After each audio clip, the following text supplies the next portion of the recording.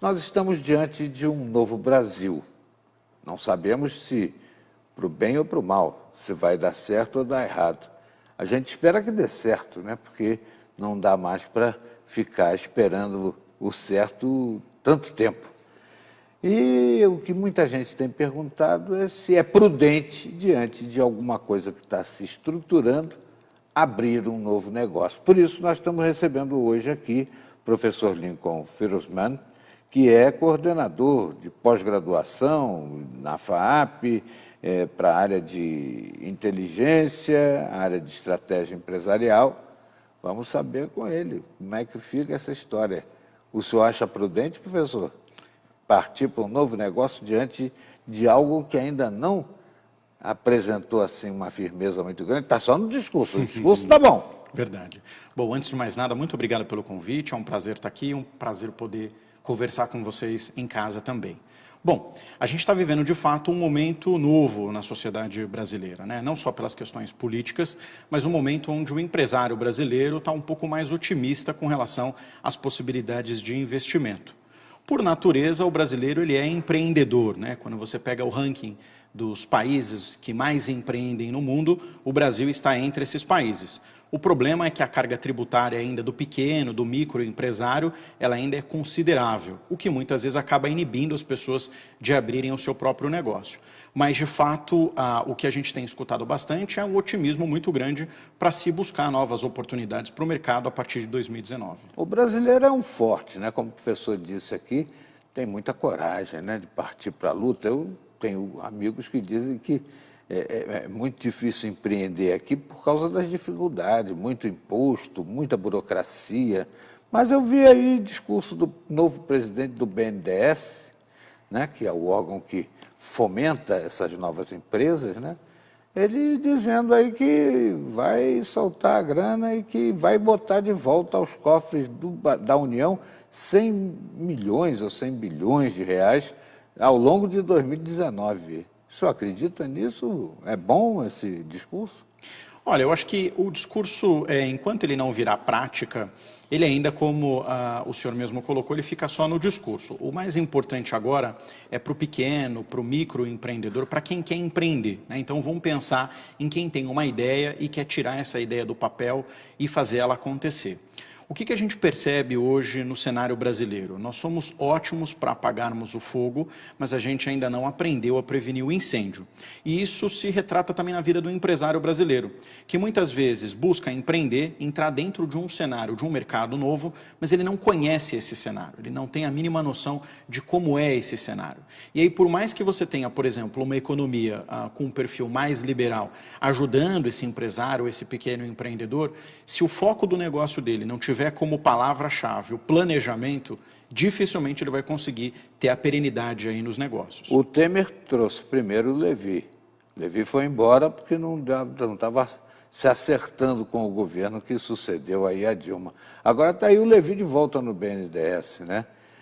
Isso é visto com bons olhos pelo setor empresarial?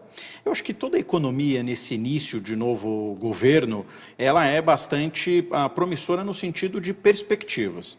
Então, o fato de você manter alguém com uma perspectiva que favoreça a economia do ponto de vista liberal, ou seja, que você estimule esse pequeno empresário a injetar um volume de dinheiro dentro do seu negócio, isso passa a ser benéfico para a sociedade como um todo, porque ganha todo mundo, né? As pessoas ganham, a sociedade ganha, o pequeno, médio empresário também ganha. Mas a gente ainda está num momento onde a gente está conhecendo o que de fato vai ser esse novo governo, ou o que de fato são as coisas que vão acontecer a partir dessas ações feitas para a economia brasileira.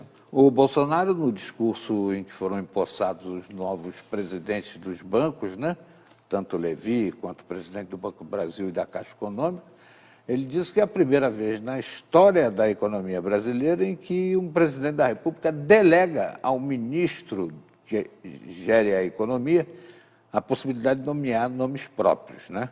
Então, ele disse, deixou claro que o Paulo Guedes é que está coordenando todo esse setor. E o Paulo Guedes, durante a campanha, foi muito bem visto pelo setor empresarial. Vamos ver se o discurso, na prática, funciona, né, professor?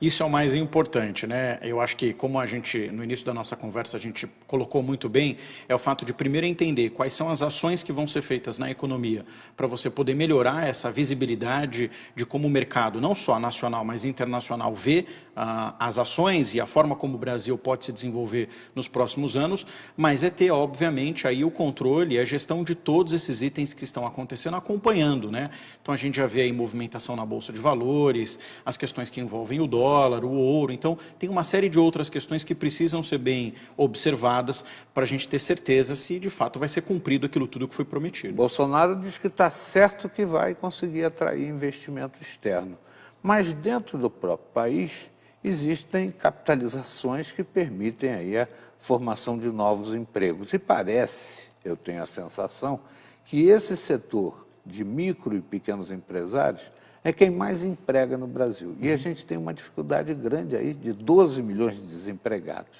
né? Então, a esperança tem que estar também fortalecida nesse aspecto do micro e pequeno empresário. Porque o que acontece? O pequeno empresário ele só vai investir a partir do momento que ele sentir segurança de que o investimento que ele está fazendo, de fato, tem um retorno esperado.